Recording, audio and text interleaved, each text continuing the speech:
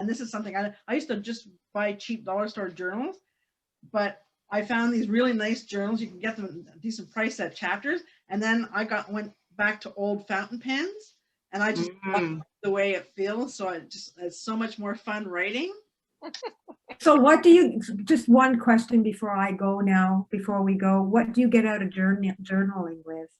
What does it give you? Oh my gosh, sometimes. Wow. I bet that's a long one, right? Well, it's funny because it helps me. Sometimes it helps me to sort up some of my feelings. Sometimes it helps me to, when I'm stuck on to what I want to do or whatever, because I was an empty nester until my son came back. But people say, okay, so now it's life for you. What do you want to do? I'm like, I don't know. I did for my kids for 25, 30 years, and I don't know what. And so, writing gave me that. Okay, so I would start with a sentence for something sake. Okay, so if I could go anywhere, where would I go on? I mean, I went to Italy, and that was great. I'm like, oh, I would really like to go to Australia. So I would start writing about that, maybe, just kind of having different ideas. Or sometimes it was, sometimes actually I do creative writing. So oh my God, when I turned 50, I started to write a book about Beth. And it's funny, I found it on a USB key there not long ago. I'm like, oh my gosh, I should start writing with, because I just love to, as I started to revisit creating stories with my granddaughter. We have Rosella, who's a little girl she's got pink curly hair, pink eyebrows, and pink eyelashes, whatever. And that actually kind of sparked some stuff for me. So sometimes I just write in my journals, and I buy nice journals that I want to keep. Mm-hmm. Sometimes I'll go back and reread them, but it all depends on whatever the mood is. And sometimes I don't write for them in days, but I have it in my bed, by my bed, and I have two fountain pens, one on my desk here in my office. I have it in the nice leather case, and so to me that's my treat. I love to write, and so it just feels really good, It's funny how it went from, I started actually journaling just to get all the crap out and so I could talk to somebody.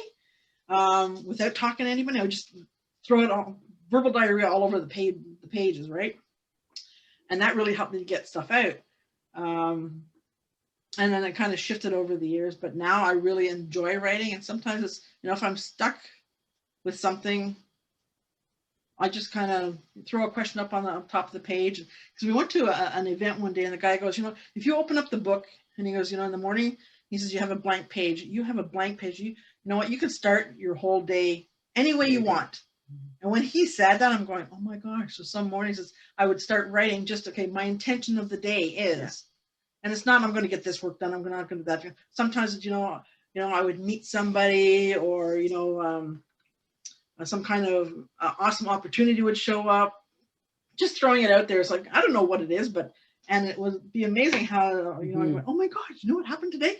So, I mean, it's all different kinds of things. We actually talked about that on one of our Friends Friday Fun podcasts. All about journaling. Yeah. And one of the things that, with COVID, so my daughter had a baby in December, and the doctor said nobody can touch her for 2 weeks. She needs to build her immune system before anybody touches her. And that day was December 26th. So here in Ontario, that was the beginning of the second lockdown.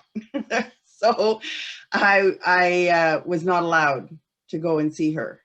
And so these guys said to me, why don't you start a journal to write to Beatrix about how you feel and, the opportunities that you're missing out on. And because she's not going to know until later, that I missed out the whole newborn thing. I never touched her until she was 2 months, and she was now, out of the newborn phase, if you will. So that was really hard for me as a grandma for the first time, And so I have this cute little journal that I got for her, and I write to her and tell her how much fun it is to watch her on Zoom. And, when I did get to touch her, how much that meant to me. And so eventually she'll get the journal, but you can journal about anything, really.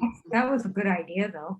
I read this book about the power of writing, and she said, you know what? If you don't want to write, just write a love letter to yourself, or write a love letter to somebody. And so, you know, for a little while I was writing, my mom passed, so I would write love letters to my mom.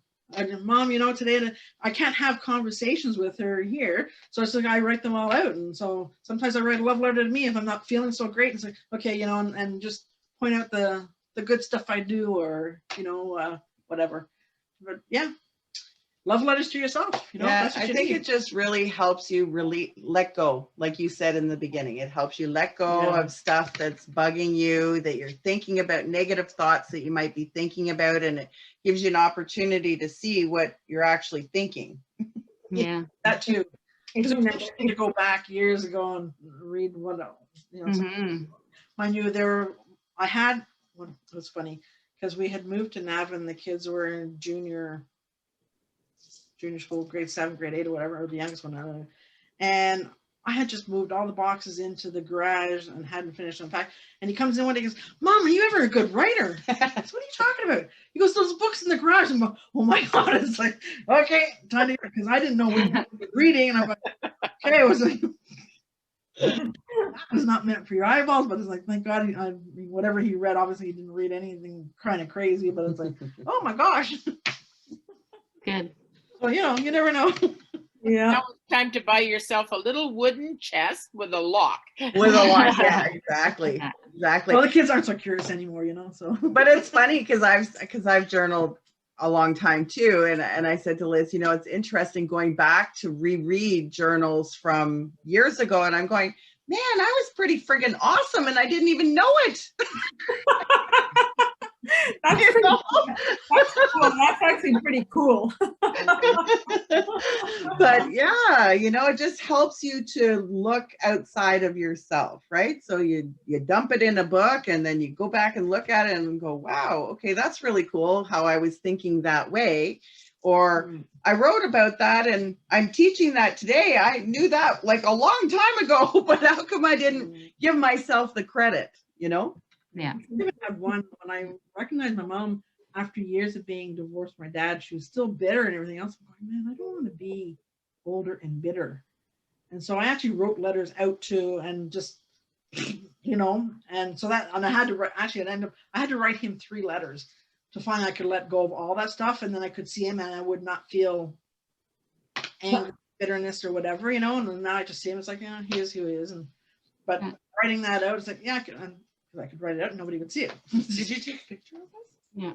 So I guess it's true. Like, you know, you've healed from that particular experience when there's no more trigger. Mhm. Yeah. I think that's the only way, you know, is when there's no emotional trigger whatsoever. No anger, no frustration, no sadness, no nothing. You're on neutral territory, right? Yeah.